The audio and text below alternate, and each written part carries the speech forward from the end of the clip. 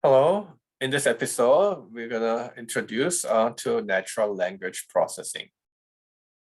What does natural language processing do? Well, many of the data on the internet, even the web page, are documents like written text, isn't it? So what natural language processing does is that it finds a way to convert the text into some kind of numbers, which some of the ways of doing it, for example, is bag of words. And then it feeds those numbers in the input node in the neural network. And for some output, let's say the stock market goes up or down or some kind of output and make predictions. So at the end of the day, use a text information like a book and get into some prediction, like I like the movie, not like the movie, something like that.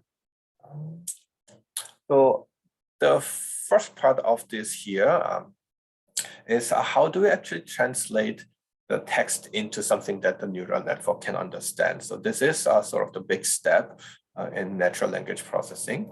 It's a way of representing text data in order to model text for machine learning algorithms.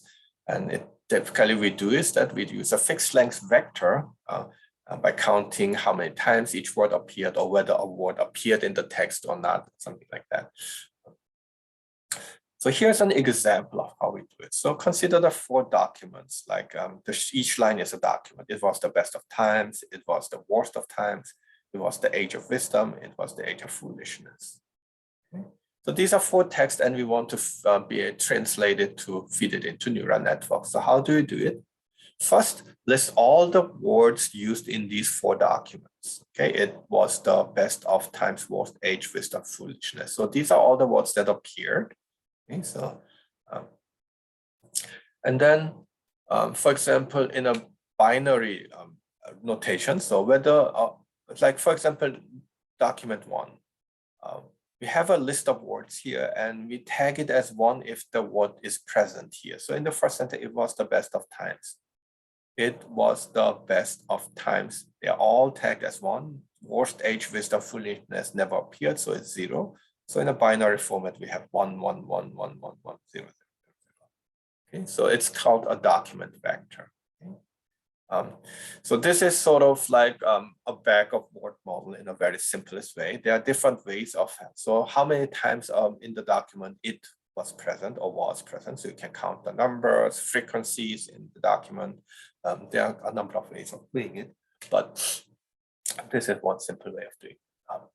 Some caution, when we create the vocabularies, if we are screening thousands of documents, you want to not have too many vocabularies. So we kind of standardize the case, so change everything to lowercase, because carrying a word that's the same spelling but have capital and no capital will carry too many words without getting more information.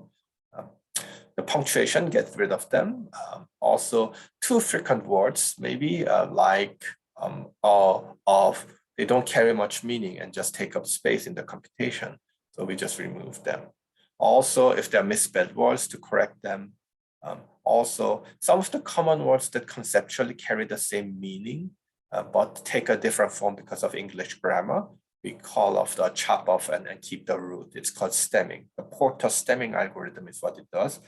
For example, fishing, just cut the ing and just keep the fish. Okay? And that's enough for the neural network to train. Okay? The scoring of the words, there are many ways of doing it. The binary score, you can do this, and all things. There's also something called term frequency or inverse document frequency, how frequently a word appears or how rare a word is in the document, across the document. There are many ways of doing it, and people try several things to find which one is an appropriate one for a particular application. There are some limitations of this bag of words model, it needs a judgment of the person how much. Obviously, smaller vocabulary is easier for computation, less burdening, quicker results, and all this. But if you chop down and drop too many vocabularies, then you will lose meaningful information contained in the document, isn't it? So that's one thing.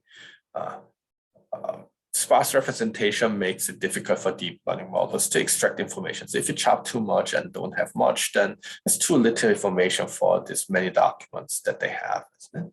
Also, some limitation that the bag of word, because we do just care which word is present. So it does not matter in which order it came. We just have a fixed position for each vocabulary and then have a 1 or 0 tagged in there. Each document had the vocabulary in a different order and it may mean something else, but bag of word just cannot capture that. For example, this is interesting and is this interesting? These are two different things, but you cannot like it. Old bike, used bike, these kind of meanings, can it capture it?